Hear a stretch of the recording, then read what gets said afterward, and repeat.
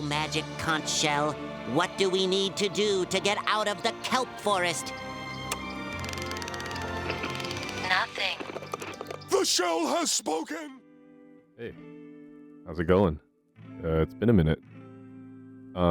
So I decided to start doing something on Saturdays now.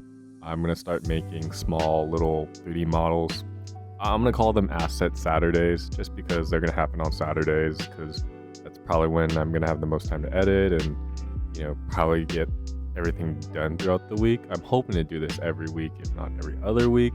And this is just a series where, I'm still new to 3D modeling, but I wanted to just make a bunch of random stuff. And this week I'm making something from SpongeBob. If you don't know what the Magic Conch is, then you need to get educated. But throughout the video, you've seen me just kind of doing it on Nomad 3D Sculpt on my iPad, just because I feel like I can sculpt better on there more than on my computer.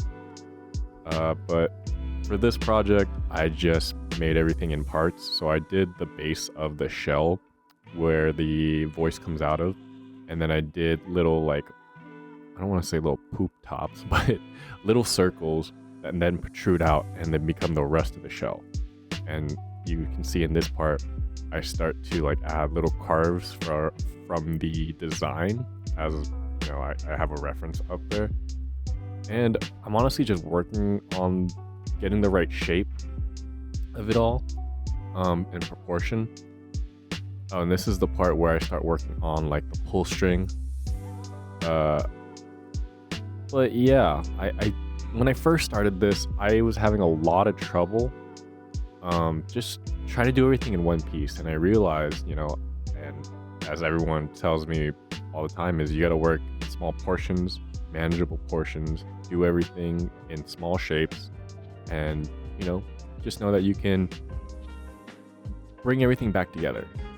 And I guess I'm speaking towards newer artists like myself, learning from my own mistakes.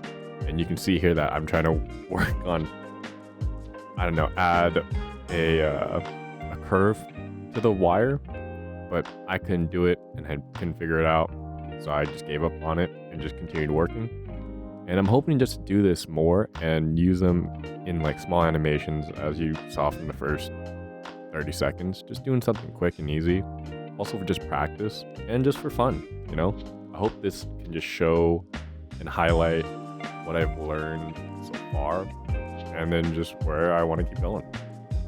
But yeah, let's see.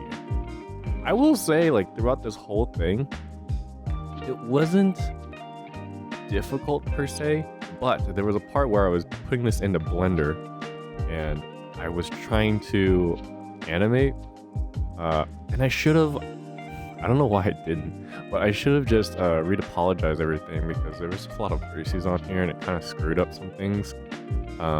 Later when you see parts of it, if you look close enough, you see it's uneven, it's pixely, and when the sun, or not the sun, when the lightning hits it, there's just weird vertices on it, and I just couldn't figure out, and I was like, should I even smooth it? And when I smoothed it, nothing really happened. So again, it was a trial and error, and this is the first one. So hopefully doing more of these over the course of time, it just looks better. Oh, I should also say that I also texture painted in Nomad Sculpt, and I just didn't do that in Blender. I should have. Well, I did add a material to this. I changed the how light. I added a shader to it, is what I'm trying to say. But yeah, I think that was pretty much it. And I'm just working on this last piece, working on the hole, adding the string, and pretty much just painting, and I think that's it.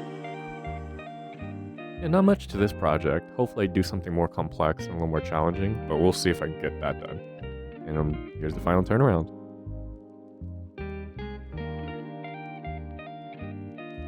And if you guys are curious where to find me, if you guys want to know what projects are coming up, you guys should just go follow my Instagram at Chili Animations. All right, and my schmeal. I'll see you guys later. Bye.